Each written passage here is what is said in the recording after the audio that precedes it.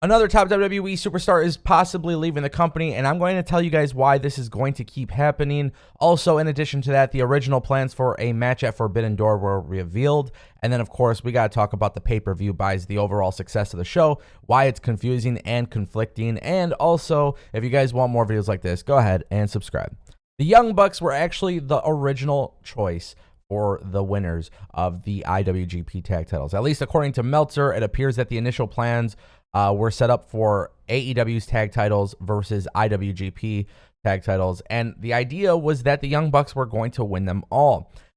This was actually Gato's original idea. However, the Young Bucks chose that it would probably be better for FTR to have this match, which honestly, a lot of people think, oh, you know, the Young Bucks are EVPs of this company. Kenny's the EVP of this company. You know, all they're going to do is just put themselves over.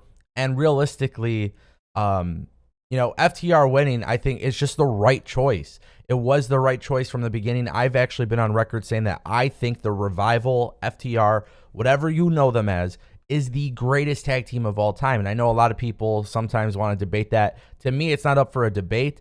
I feel like they have literally become the most successful tag team despite, you know, some good booking, some bad booking, some inconsistent booking. They've always remained top-level performers.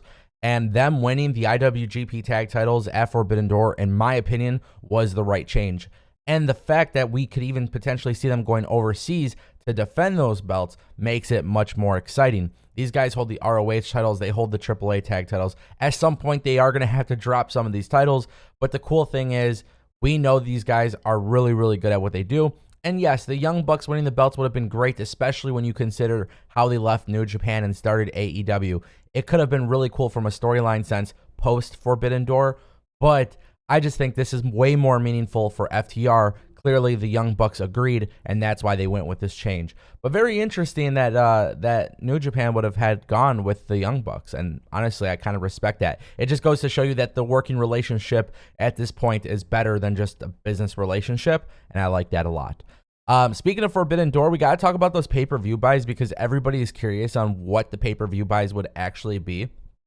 Now, Brandon Thurston from WrestleNomics actually came out with some numbers, and he claims that there was about 127,000 pay-per-view buys between AEW's usual carriers and NJPW World. Now, the reason why this is super intriguing to me is because this is the combination of both providers. So AEW doing Bleacher Report and whatnot, and I'm assuming Fight is also included in that. But then with AEW and Forbidden Door, it was also broadcasted in Japan through their streaming app, NJPW World. So here's the thing. I think a lot of people are going to use this as a way to shit on AEW. That typically happens anytime numbers come out.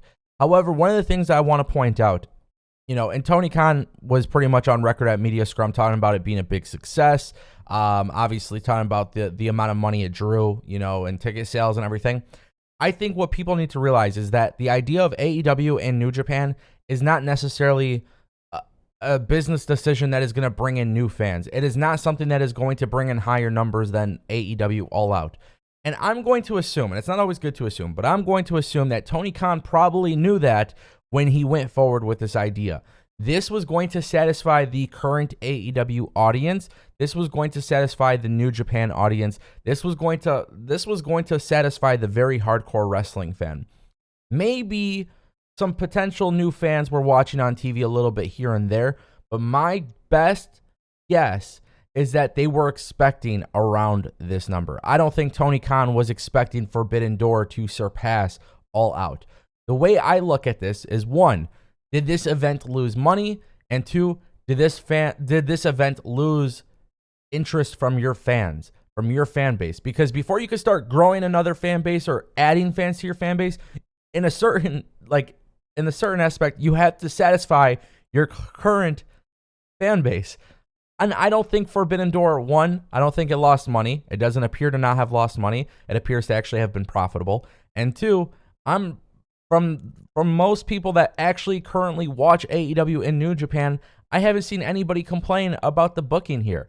Yes, the Adam Cole finish was kind of wacky, but the dude has a legitimate injury. So, like, I think what we are seeing here right now is that AEW and New Japan will continue to do this. as long as they continue to perform like this. If it's making them money, if people are showing up, if people are talking about it, it's an overall success. Yeah, it didn't beat All Out's numbers, but at the end of the day, I don't think that's what they were expecting, and that's why it's not too much of a big concern. Now, I will say, the one thing that intrigues me here is, would this success be duplicated if they take Forbidden Door to Japan? Something that has been mentioned publicly by the CEO of New Japan Pro Wrestling. The way I look at this also, too, Tony Khan was possibly talking about bringing Forbidden Door to Detroit. So if they bring it to Detroit, would this have the same success? I think in terms of ticket sales, yes. In terms of ratings, yes. But would it be an overall success in Japan? The reason why I mention that is because the time zone difference. I don't know if people in Eastern time zone or whatever, I don't know if they would be willing necessarily to wake up early and watch NJPW, AEW Forbidden Door.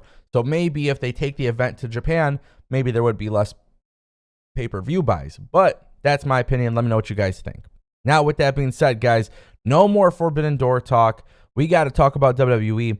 It appears that another top WWE NXT superstar could be on their way out of the company. And yes, we are talking about Io Shirai. So if you're not familiar with what has happened here, Io Shirai has her contract coming up, and she will become a free agent next month if she doesn't sign a WWE contract. So Io had reportedly told people in Japan that when her contract was up, she wanted to return to Japan and be closer to her family.